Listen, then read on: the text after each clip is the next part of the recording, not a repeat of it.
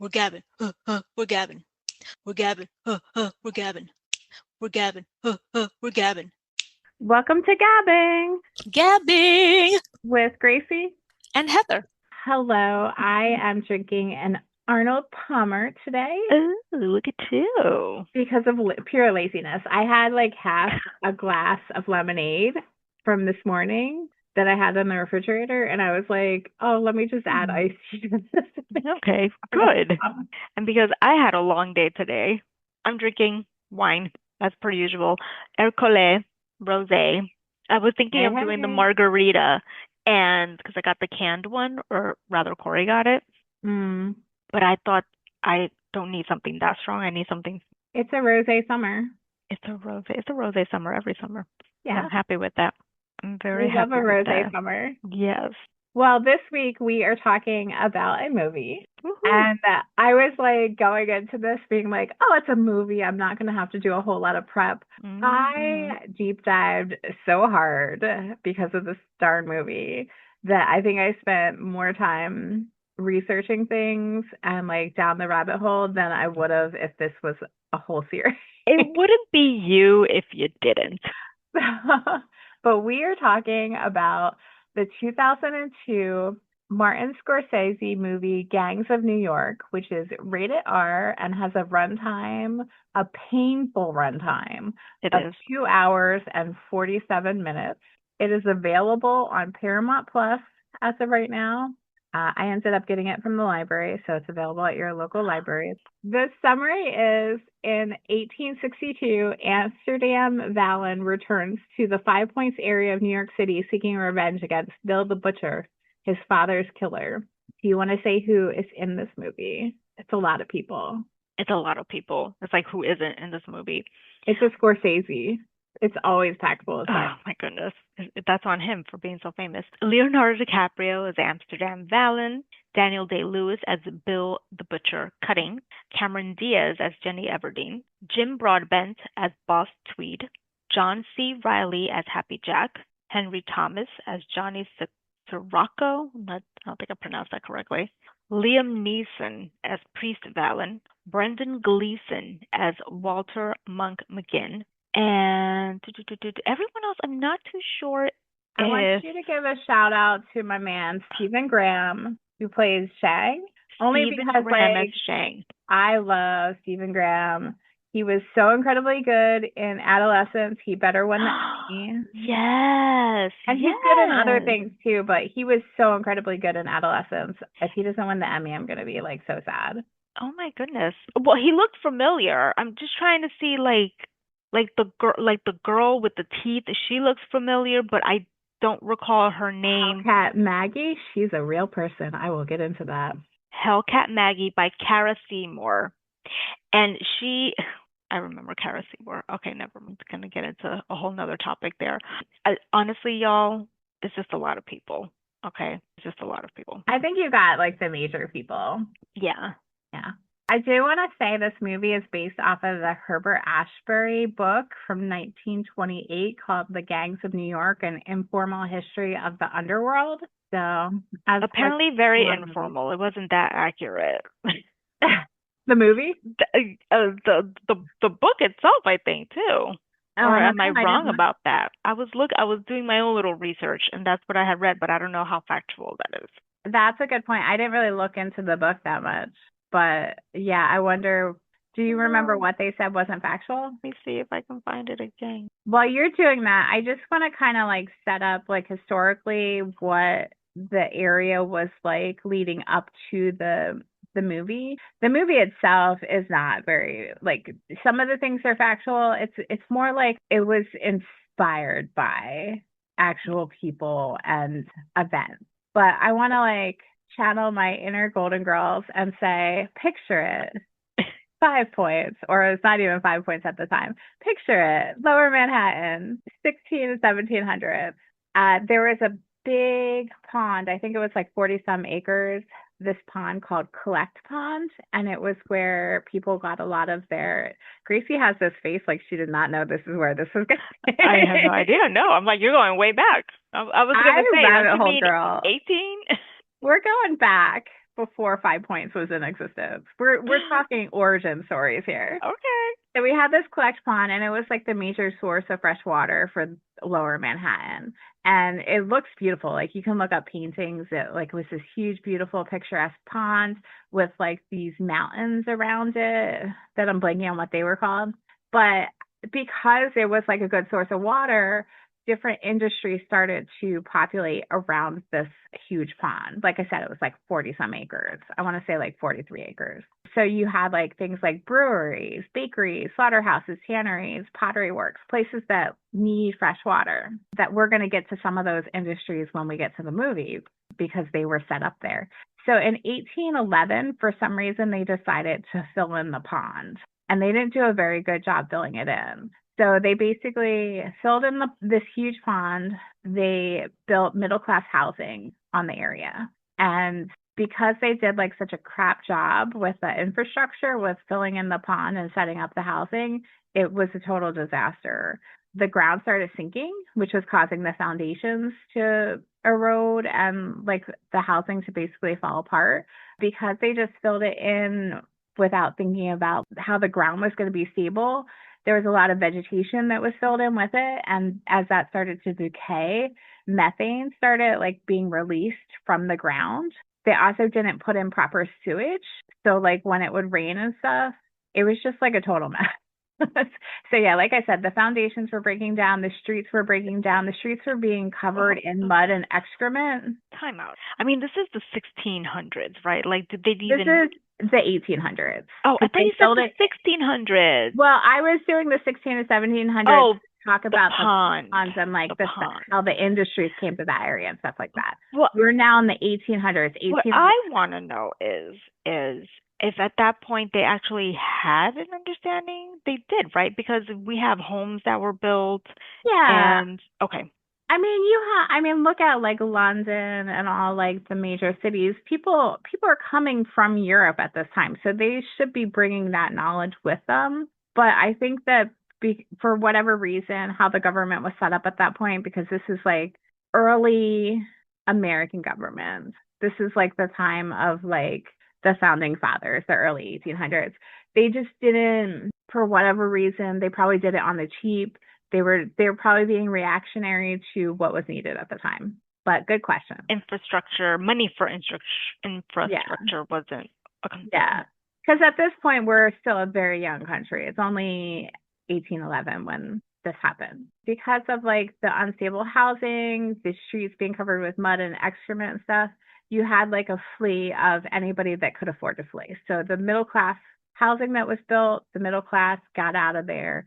And it became like you only lived in that area, which would become the 5 Points if you had to. Because like with not only was there mud and excrement, but there was also stagnant water, which brought bugs, mosquitoes, disease. It was just not a good place. And so as immigrants started coming into the country, they were filtering into these like really bad areas to live, because like I said, anybody that had the funds to not be there was not going to be there. So then add to that, you had the increase of immigration really started happening, especially with Irish immigrants, but also German and Syrian immigrants in like the 1820s. So like it was not, so like they built this filled in this pond and built the housing in 1811. By the 1820s, everyone was like, nah, let's get out of here.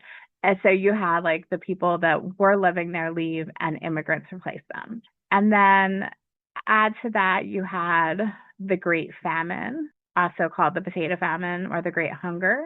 I'm going to try to say it in Gaelic, but I'm probably going to say this wrong, the Droshel, which means bad life. That caused a major influx to that area. The famine really started between 1840 and 1845 and lasted until 1852-ish. It's the second famine that Ireland had, but it's like the one people really remember. I think it's the second of three. The peak of it was 1847, which was called Black 47.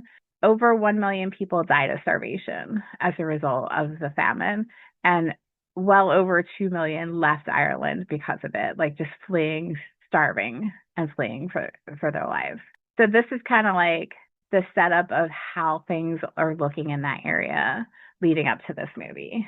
And I just want to throw in for any of the people that don't know that the potato famine, the part of my deep dive was going into the potato famine. And it was really interesting because I didn't realize that it was a global famine. Like we actually had the the potato blight here, or I should say, not necessarily a global famine. It was a global potato blight. Gracie's looking shocked. Yeah, Don't because know about this yeah, because I thought it was just yeah, we had it Ireland. here. It happens in Europe. It was happening all over, but it was specifically considered a famine in Ireland, especially Southern Ireland, because of politics. Because it was a natural, I'll call it a natural disaster that they used to the advantage politically to punish people and get rid of people that they saw undesirable. It was a person-made famine. There's a lot that goes into it. Like some of it was absentee landlords because a lot of Irish property was being owned by British individuals. And it also goes into the exporting where there were other things that people grew in the area, but they were exported to mainland Great Britain. All the food that was being grown was going over to England, Wales, Scotland, and what was left was the potatoes. I read some statistic like that your average Irish person during the time ate like 12 pounds of potatoes a day or something like that. Like that was their main like way to sustain themselves. And All so right. because all the other food was being exported I out, love French fries, but I need a break. yo, if it's all you got, it's all you got. I love a potato myself, but I can't imagine eating that much potato. And neither But can you would I, have to but eat I that guess, much yeah. to like get at least some nutrition. But yeah, so it's like there's a lot with the potato famine. So yeah, there was a lot going on with like the UK politics that involved in that. It was bad. Like I also read that population of Ireland, they lost half their population between like 1840 and 1900, like either through death or through fleeing. That is Yeah. insane. That's insane. Yeah. So, and this is going back to like our study of the caste system globally. The undesirables were the poor people. So the people that were at most risk of famine are the ones that were being targeted. Of course, I'm surprised. So anyway, if people want to deep dive into that, there's a lot going on. I wanted to point on that because that is like an important thing with this movie. That's showing why so many people are coming over that we see on these boats and stuff when we look at this movie. I do want to get specifically into the 5 points. And actually, let me share my screen for a minute so that Gracie can look. You all can look it up online, but you can see some different pictures of where exactly the 5 points is. It's basically, if you know New York City, it is the, oh, what do they call it? The civic arena. It's where you have all the different courts and stuff. You know what I'm talking about, Gracie? I couldn't say anything because there was a loud ambulance passing by. Oh. So it's over by like Center Street is where most of the courts are. Yes, but yeah, you have the right area. So yeah, it's where all the courts are, and it's And I mean, they're Chinatown, fairly big, but yeah, it's like Chinatown and where the courts are. That's where. Bowery. So I have it up. Can you see the map on the screen? I do see it. Okay. Good So call. yeah, so you can see like it's basically where three different streets were meeting together. It was Anthony, Orange, and Cross Street, and so it made 5 points. So that's where the neighborhood got its name. Do those streets still exist? No, I will get into that in a second. Okay, thank you. Because I'm like, I've never heard of Anthony, Cross, or Orange. Yeah. Definitely not Orange. So like between Anthony and Cross is like a triangular area that's called Paradise Square, and we'll see that's where they fight in the movie, and a lot of the movie actually takes place in that square. But yeah, so those streets are now called, Anthony is now Worth Street, Cross is called Park, and Orange is called Baxter. But you can see in this actual like photo that I'm showing you, Yes. Cross Street goes right into the middle of where the Supreme Court building is. So like that street has obviously moved some. It's not like as it originally was. It doesn't But exist anymore, probably. it looks like Anthony and Orange, or at Wait, least what, part of did you Orange. say what was? Did you say Cross was a street right now? Well, Cross ends up turning into Park Park, but it Park probably got Avenue? it said Park Street. Oh, So it before. probably exists somewhere right now, but right where the 5 points are, it no longer is a street. But it looks like, well, actually, yeah, I'm not sure. None of these might actually be where they are at the 5 points right now. It looks like Anthony Street does exist for part of it. Like you see that here, Gracie. Yeah, I see it. This is probably riveting for our audio listeners. Because yeah, so at one point, so Anthony Street dead ends at Orange and Cross, and that's how it makes the 5 points. But they do say later that it was extended on, making it 6 points, but they kept the neighborhood as being called 5 points. 5 points, yes. I remember hearing 5 points a lot from an old colleague of ours over at our former place of work, where Oh, I really? think, and I thought it was like a graffiti spot, so I think I'm confusing it with a different location where he used to take the kids to like see this graffiti. Oh, isn't that place in Brooklyn? I think so. Do you recall the name of it? I don't, Was there but a five in it? And I'm there's probably a 5 points in Brooklyn. There's a 5 points right by me in oh, well, that's Pennsylvania. not exciting. You want some things to be specific to certain areas. I'm like, all right, we got our own 5 points, but no, I guess we don't. Yeah. Yeah. Like Okay. if you like about 5 minutes from me, there's a 5 points because it's where three roads intersect and make 5 points. So yeah. Yeah. So I don't want to get too much into the history because I don't even want to talk about Tammany Hall right now because that will be the whole podcast. But I wanted to kind of like give a sense of what it was like leading up to this movie. I do want to like finish off my prequel, I'll call it, with just some quotes that I found about the time, just to give people a sense of just how like bad it was. Okay. No unusual thing for a mother and her 2 or 3 daughters, all of course prostitutes, to receive their men at the same time in the same room. That was from the New York Tribune in 1850. Every house was a brothel and every brothel a hell. That's a 5 points missionary named Lewis Keys.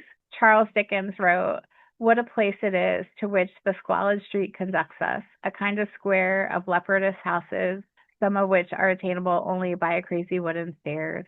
What lies behind this tottering flight of steps? Let us go on again and plunge into the 5 points." And then specifically, the old brewery that is in the movie is described as a vast dark cave, a black hole into which every urban nightmare and unspeakable fear could be projected.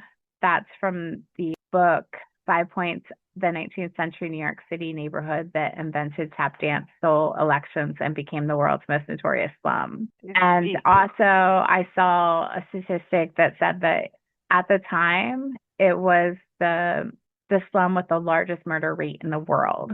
And the old brewery specifically for 15 years had at least one murder a night, every night for 15 years. Unbelievable.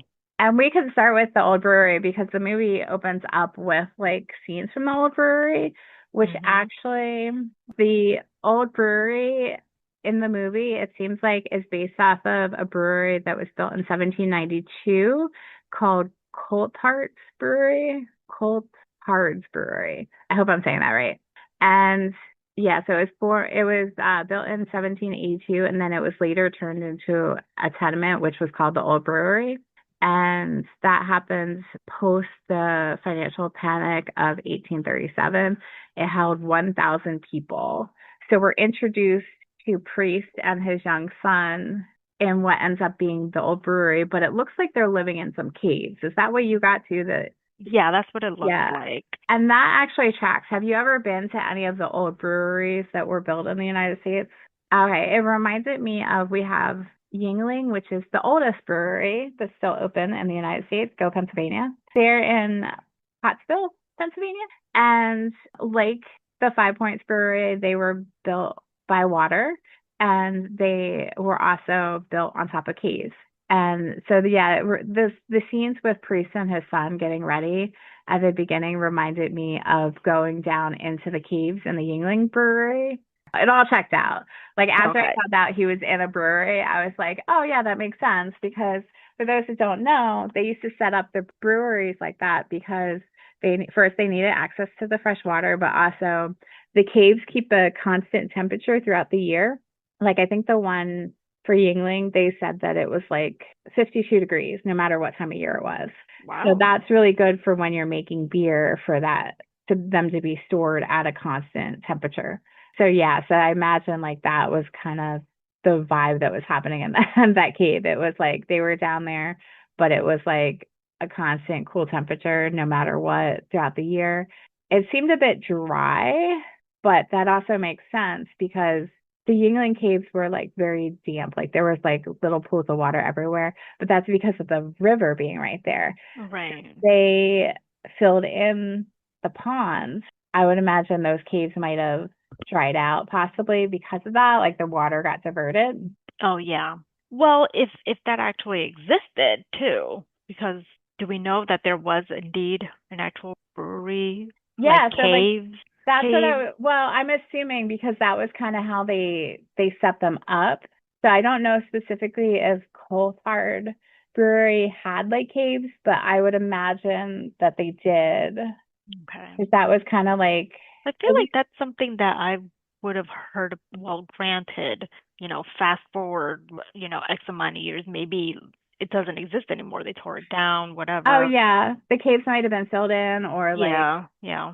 they might just still be down there, but any access point would have been filled in. But yeah, but based off of like when I've toured Dingling's factories, it sounds like the common practice at the time was you wanted to look for a water source and you wanted to look for caves where you could so you needed access to the water and you needed temperature control. Because this was like back in the day, like they didn't have all the modern technology to be able to control the temperature and it wasn't easy to bring in all the water they needed. So yeah, so we get the setup of like they're in these caves, they're getting ready for what we don't know, but it ends up being like a massive fight. And we find out that Priest is the head of the Dead Rabbits, which is an actual gang question mark because there is a historian that believes that the Dead Rabbits actually did not exist that as a separate gang, that they were actually a subset of the Roach Guard, which was a different gang. So like two different theories going on. This guy thinks that they were a subset of the Roach Guard, so like a sub gang within like a larger gang. Other historians, and it seems like the majority of them, think that the Dead Rabbits was founded from former Roach Guard members that were disgruntled and went and formed their own gang. That's So yeah. that's interesting. It makes sense that there's sub gangs because if you want to spread out and try to take control, well then again, why don't you just use No, your you're name, going there, right? Because now you're right? making me deep dive into post the movie where these 5 point gangs ended up becoming the mob. There's so many connections to this movie that I can't even begin to describe to you. I was thinking about it more like in terms of like let's say like Supercell, right? Where we have like these little gangs and they report to and Right. with Well, their own. that's where I'm kind of going with this because Okay. All right. one of the gangs, specifically called the 5 Points Gang, post this movie ends up becoming more like Italian and Jewish because of the population change. Because up when this movie was happening, you didn't have a lot of Italian and Jewish immigrants, but afterwards you did because of just global things happening. So you end up having members of the 5 Points Gang being, you're going to recognize some of these names: Meyer Lansky, Bugsy Siegel, Al Capone. So like they kind of all like they transitioned from like the 5 Points Gang to what we consider now the mafia. Al Capone then goes to Chicago and he leads the Chicago part of the gang in Al quotes. Capone was a New Yorker.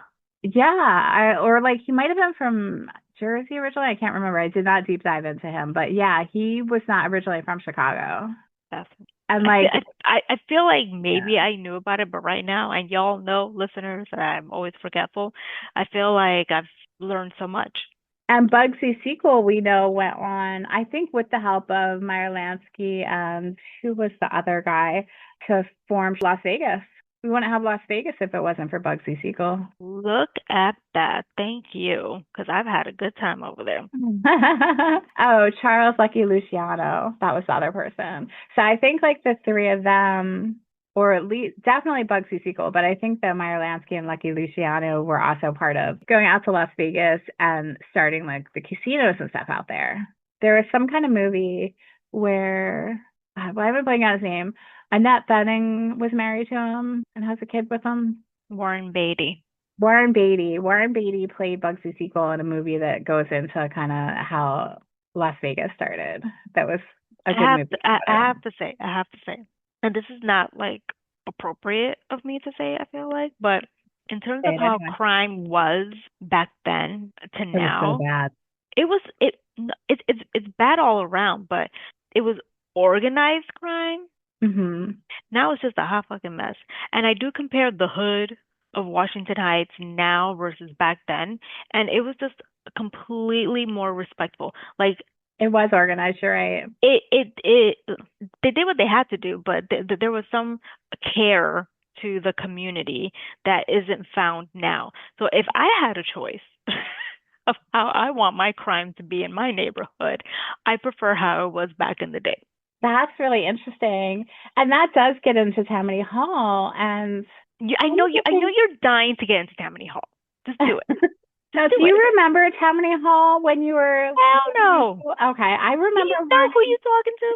I remember learning about Tammany Hall in school, and I don't remember like the details, but I just remember like, oh, a super corrupt political organization. But this was one of the things that like I don't know that either I misinterpreted the movie, and I would like your opinion on this, or like I don't think that they were accurate with the movie. Because, and I think I have to back up for a second here and talk about the butcher, because the butcher character is based off of the leader of, hold on, I'm trying to find his real name, because his real name was not William Cutting. It was, oh, real quick, one of the notes is that I think that the slaughterhouse that the butcher runs or works at, I'm assuming he runs in the movie, I think that's based off of Nicholas Bayard's slaughterhouse that was on Mulberry Street.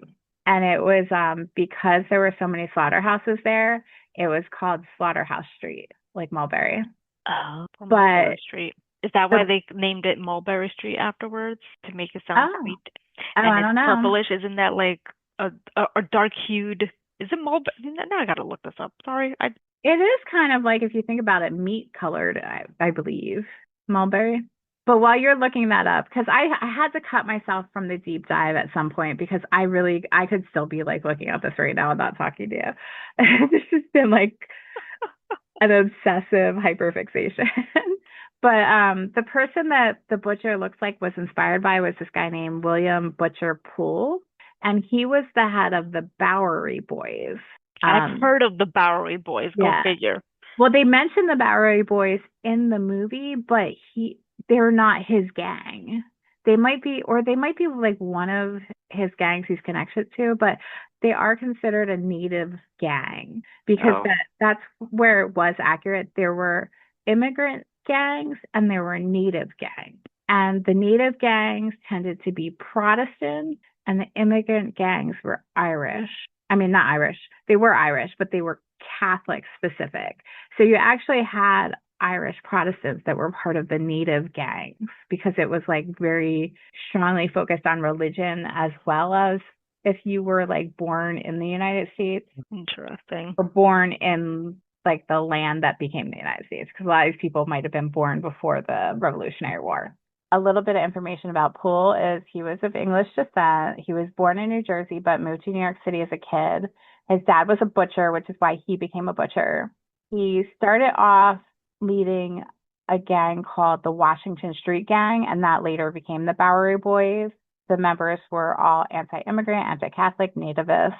In the 1850s, he closed his butcher shop and opened a drinking saloon, which I thought was probably the place that was shown in the movie, where he, like, Cameron Diaz's character ends up hooking up with Amsterdam, that place. but the saloon was called the Bank Exchange. He was known for drinking, fighting, specifically bare knuckle boxing and fighting with a knife. He worked for the Howard Red River Volunteer Fire Company, because that was another thing. The fire companies, that was very accurate. Like the scenes with the fire companies like fighting with each other and the place burning down while they're fighting with each other, that was all very accurate from what I can tell. Down to the point where, did you notice in the scene where they cover the hydrant up with the barrel and the guy sitting on the barrel? That was something that the Bowery boys were known to do. They would go and do that so that their fire company could come out and have a chance to get the. How do they have like so many different fire companies? That's what I want to know. It was all like gang related. Each gang had their own fire company, it sounded like. This guy, Charles Owens, during like one of these fights for your fire company to win. I don't know what to call it, because most of the time they actually didn't put the fire out because they were too busy fighting. This guy, Charles Owens, he was held by the hair and he was beaten in the face so much that his left eye was completely ruined and the flesh of his cheek mangled in the most shocking manner. So that situation was Poole did that to someone else, this Charles guy.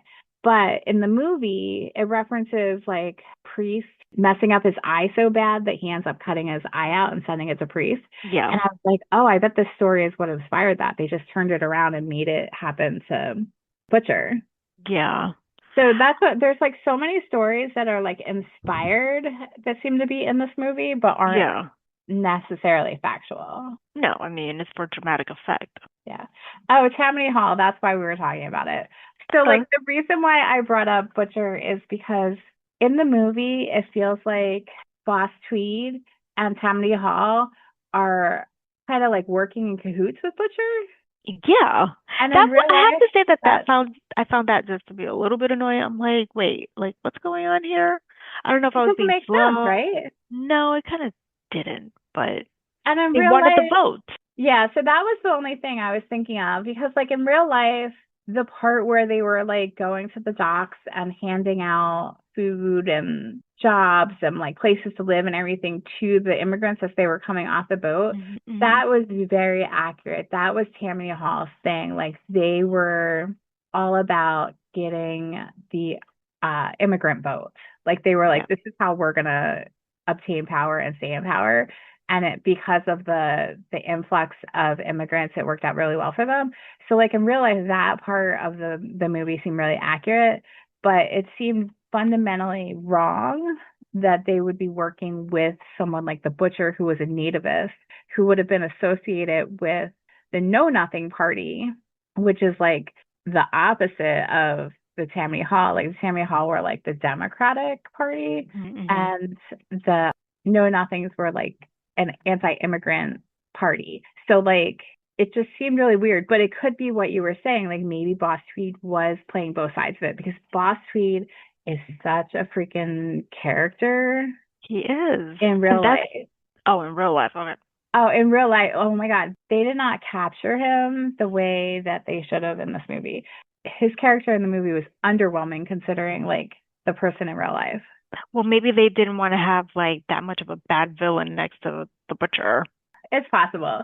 They want us to focus on the Butcher. Let me describe something with Boss Tweed. So this is post-movie.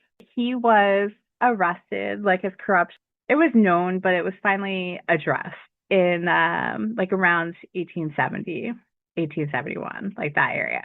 So he was arrested. He's out on bail. He's being charged with 54 charges. He's out on bail. He runs for state senate while out on bail and wins. Does that sound vaguely familiar to anything else?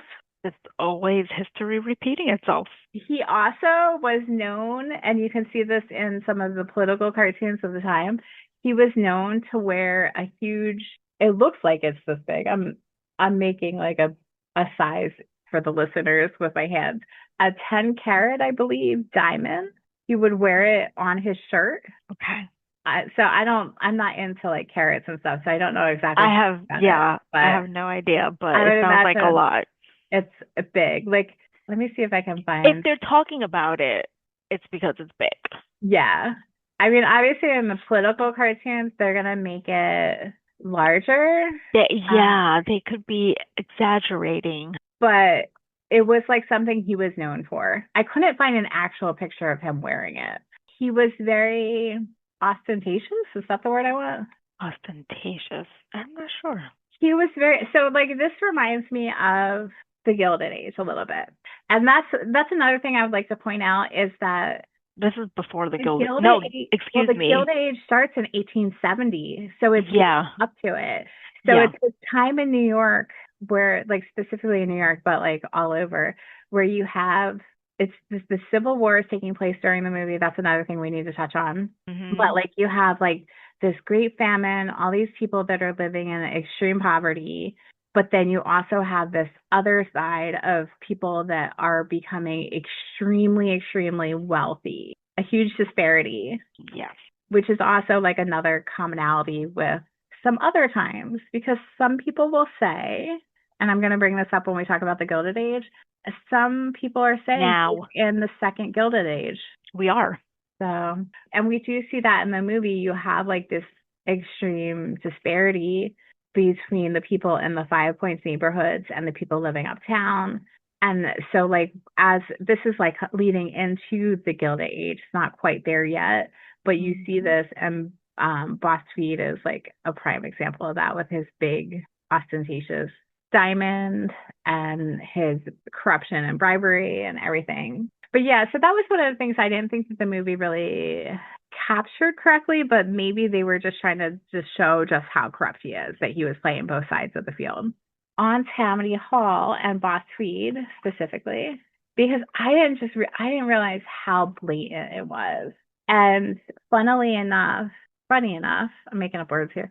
Funny enough, a cartoon is what actually brought him down in the end.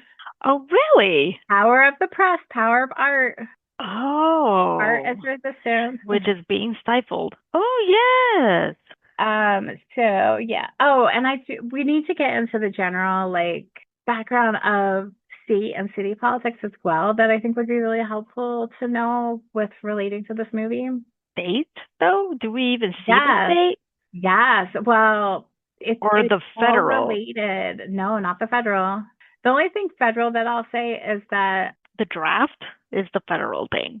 well, yeah, so there's a couple things with the federal. Because yeah, that's another thing. We had the draft riots and we had the gang war battle at the end of the movie. Those Right. did not happen at the same time, but they both did happen. They really Okay. moved the timelines around in the Oh, movie. that helps. Yeah. And going with the draft wars, like at the time, politicians really pitted immigrants and freed slaves against each other, making them competition for jobs and stuff. Surprise, surprise. So that's why with the draft wars, we saw a lot of like that, the racial brutality Mhm. as Mhm. well in Mhm. it. And that was like accurate. But with the state government, I just want to say like Albany, like the state, for those who don't know New York, Albany is the capital. So Albany was very Protestant, Republican, anti-immigrant, and the city government at the time that was run by Tammany Hall was immigrant, Catholic oriented, and Democrat. And so there was like a major polarization between the city and the state. And in 1857, the state came in and they restructured the city and they changed the police. They basically got rid of the New York police and replaced them with the municipal police. And that caused a big tension now, like entering with the police, because the police before were under the control of Tammany Hall. So you have that extra thing going on where it's like you have the gangs of the fire companies, you have like the Tammany Hall, and then you have this police that is now more like under the control of the state, which is the polar opposite of the local government. So some things that are related to Tammany Hall and like their work with the immigrants specifically. By 1855, 34% of the city's voter population was composed of Irish immigrants. That's one of the statistics that helps us see like how beneficial it was for Tammany Hall to do things like, as people are coming in, giving them food, employment, job referrals, legal aid, shelter, legal expenses, help with citizenship and naturalization services. because like as they're coming in and being the first people to help immigrants, obviously the immigrants are going to be like, hey, these are good people, we want to keep them in power. That kind of reminds me of what you were saying, is how you would rather have like how the crime was back then, because you had this like political group, but they were like really helping people. Oh my gosh, I'm about to get sidetracked. I'm not going to get sidetracked. Because Even if it's this goes in for with like the Black Panthers and different groups that are kind of considered like kind of more violent groups, that like they do so many good deeds to the community that like they get the support of the community because of that. Like they're doing things that are actually helping people. And so like it's fully understandable why you would want to put your support behind somebody, even if they are like corrupt like Tammany Hall. Sorry, were you going to say something? I interrupted you. no, I wasn't going to say anything. So Tammany Hall is kind of known for boss weed, but it was actually going on before him and it was corrupt before him, but he took it to a whole new level. He was kind of there, trying to think of a comparison that isn't Trump. Hard. Yeah, it is hard. If you got to use them, you got to use them. Like, I can't think of anybody else. Well, so I was gonna say Hitler with because like Okay. that party existed prior, but like he took it to like a whole new. I won't use the comparison. He took it to a whole new level. Like he had the charisma and the audacity and the resources to take a corrupt organization and make it explode.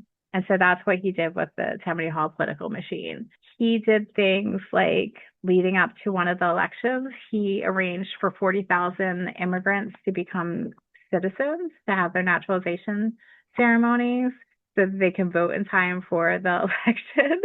Like 40,000 people within like a couple of weeks, he got them all naturalized. That's amazing. Yeah. In the movie where they showed like people voting over and over, that was like a tactic that he used. He would have people register under different, slightly different names in different precincts and have them go vote multiple times a day. He saw local politics as the way to impact and control things the best. He actually was a representative. He was in Congress for 2 years, but he did not like the federal level, and like he didn't feel like he had like the power that he had with local politics. So he did not run again, and he went back to the city and he basically took complete control of the city over, because at that time they had also restructured the city charter that ended up giving him even more power, especially around the treasury. He was able to put his people, his friends and allies in control in different areas that gave him absolute power. So like the corruption was just staggering. Like they, to this day, they don't know exactly how much money him and his people stole from the city. It's in the equivalent of today would be in the billions. That is crazy. Yeah. And he was an alderman. And he was an alderman and he was, so like he was, Oh my he started gosh. as an alderman and then he came back, and this was part of like the city charter. He came back as one of the original like supervisors, like city supervisors. But like, yeah, can you imagine if someone today stole billions of dollars from the city budget? Santos or Menendez? But like, I don't think it was on that level even. Those were like in the, like, I know that was like in the maybe millions, but this is billions in the equivalent. Like it would have been And this is like back in the day. Wait, no, you mean the equivalent to now to the billions? equivalent today would be billions. Okay. It was in the millions back then. But like for example, he oversaw the construction of the courthouse. He purchased a quarry beforehand and then used that quarry for the materials for the courthouse. And he overpriced everything because he was the one doing the bidding, or his friends were doing the bidding, and then he was the one approving the bidding and paying the money out. So like he would do things like a bid would be like $250,000 for 4 chairs, like ridiculous amounts of money. Like the full budget of the project ended up just like being for the purchase of the land itself. Like that's, everything was like priced way, way up by like extreme amounts. He was also like his people that he was hiring for like doing the actual work, he would pay them, like he would hire like a plumber, for instance.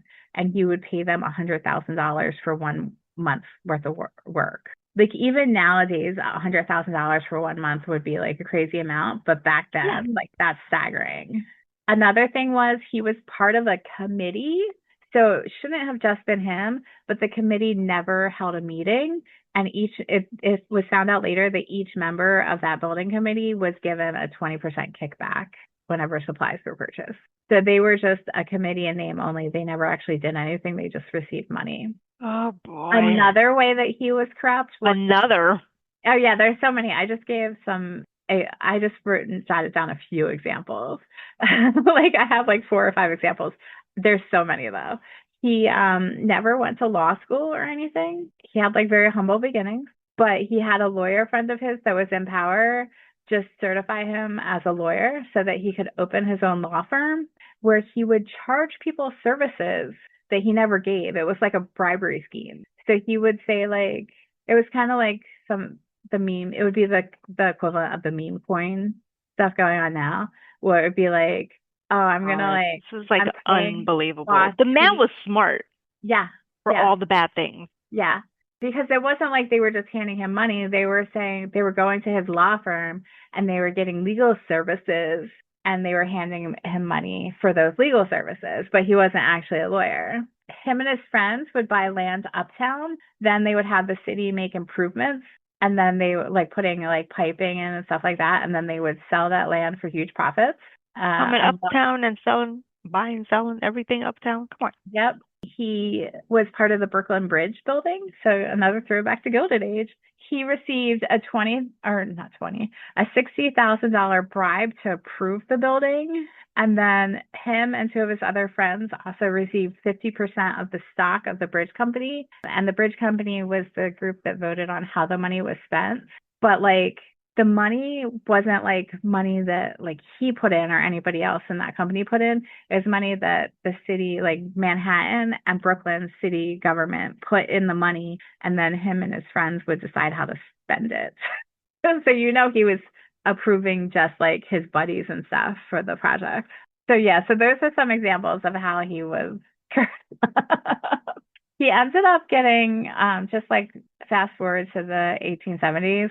He ended up being convicted of 51 of the 54 charges. He was supposed to serve 12 years in jail and or in prison and pay $12,750, which is like nothing compared to what he stole.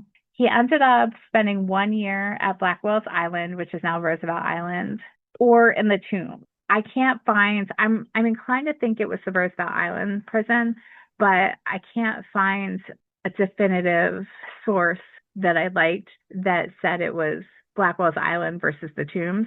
Both were mentioned. More sources are mentioning Blackwell's Island. But yeah, the Tombs was built back then. It was in existence. I've never even heard of the Tombs. Manhattan Detention Complex. Girl, I don't know the girl. I don't think about the Tombs all the time where we used to work. You just weren't, I guess, in those. I wasn't paying attention. Well, no, it was a different department, so yeah. You probably just weren't in those meetings. A lot of the people were sent to the Tombs. My goodness. It's like you're either, up until the Tombs closed, I think like a couple years ago, you were either sent to the Tombs or Rikers. Oh. But I guess I should say the Tombs was the Manhattan Detention Center, which was a downtown underground, or mostly underground. Oh, it was like a big ass building. Well, it got the name Tombs because of the underground part. It's not a very nice place. But yeah, so he either spent that first year in the Tombs or on Blackwell's Island. But regardless of where he spent that first year, he then ended up bribing his way into the Ludlow Street Jail, which would have been like a very minimum secure prison at the time, or jail at the time. He was allowed to go on home visits and like go for walks in the park and shit like that. So he ends up like going home one day and just like peacing out. He like gets in a boat and ends up in Spain. Okay. It was like Ludlow was not very sure. They just let him go home one day. They didn't want his ass anymore. They were like, "You're gonna leave? Okay, bye." They're like, "This dude's annoying." He ends up. That was in just on December 4th, 1875. He's eventually caught like around a year later, like almost a year later in Spain. And this is where I'm going to talk about the political cartoon, because this dude Nash would do political cartoons about Tweed, which Tweed hated because Tweed was like, I don't care what you guys write in the papers because my people don't know how to read, but they can see your cartoons. Oh. He was like, Oh, I don't like these cartoons. wow. The man was smart. Yeah. The man Uh, was smart. yeah. The He's like, asshole was you can call smart. me as corrupt as you want, but don't with these cartoons. And the cartoons were really powerful because some dude in Spain was like, oh, wait, you're that guy. So he recognized him. And so he ends up getting sent back to Ludlow Street Jail. He couldn't get away. Yeah. And then, as like these big boys in power do, he realized, oh, like I'm going to be in prison for an extended amount of time. Let me Yeah, rat out all my friends. yeah. So he just started to like rat everybody else out. But the governor of New York at the time was like, yeah, we're not making a deal with you. You still got to serve your sentence. Get your butt back to the tunes. Yeah. Well, he went back to Ludlow, Ludlow Street Jail, which I'm like, why are they sending you back to the place that you escaped? Just go back. Go But back. Well, maybe they had different guards. yeah, hopefully, they must have learned their lesson because he didn't escape again. He ends up dying in prison on April 12th of 1878. Okay. Unless they like So he got it in the end. Oh my gosh. But This yeah, guy- so he was such a. I don't feel like the movie fully expressed him as an actual character, the movie wasn't specifically about him either. No, it wasn't. So you didn't need to see that part. Yeah. They would have had to make a separate film just about him because he didn't come off like that at all. Okay, he's corrupt, yeah, fine, but just all of everything that you just said right now does not seem like Bridget Jones's father that is doing all of these bad things. Bridget Jones's father. That's Bridget Jones's father. I had to look it up. I was like, that man looks familiar. That looks like Bridget Jones's father. It is Bridget Jones's father. I was like, what is Bridget Jones's father doing? You mean the actor plays Bridget Jones's actor who plays Bridget Jones's father in Bridget Jones's Diary, et cetera, et cetera. That's so funny. Yeah, so I'm surprised they don't, at least I'm not aware of any movie about him. It would be an interesting. It would be interesting. Yeah. And Mr. Martin Scorsese, I'm surprised he hasn't, since he's always doing, he has to be a New Yorker, because I feel like he does a lot of stuff based out of New York, doesn't he? Or am I just, exaggerating? Or wishing, I should say. Because actually, fun fact here, when I worked at a doctor's office, his daughter was a patient. Oh. So I met his itty bitty daughter. She was very little. She was probably a toddler or something. This was many, many, many years ago when I was in college. He was born in Flushing, New York. Oh, yeah. And grew up in Little Italy. He's a New Yorker. Little Italy would have been close to 5 Points. That's right. Probably right around the corner because Baxter Street is right there. Martin Scorsese has a role in the film in that when Cameron Diaz, I just noticed it, Cameron Diaz went to the house in the Upper East Side. He was the head of the household there because he was at the head of the table. Oh, yeah, I didn't recognize him at all. I was like, hold up a second, is that Martin? Yes, it is. We're going to take a pause right here and start up with part 2 of Gangs of New York. Next week, we'll have a bit of a shorter episode, probably under about 30 minutes. We just realized that this episode was getting pretty long, so we wanted to cut it off. So in the meantime, let us know what you thought of the movie and the history of the 5 Points and Boss Tweed and Tammany Hall and everything else that we touched on in part 1. Our Instagram is at GABbin Podcast, or you can send us an email. The address is gabbinpodcast@gmail.com. Check us out next time with part 2 of Gangs of New York. And thanks for listening to GABbin. Go check us out on Instagram, like and follow us. Check out our other episodes. We are on all the major platforms where you can find your podcast. Feel free to buy us a coffee. Please do. We need it. Talk to you next week. Thanks for listening to GABbin. GABbin. We're GABbin. We're GABbin. We're GABbin. We're GABbin. We're GABbin. We're GABbin.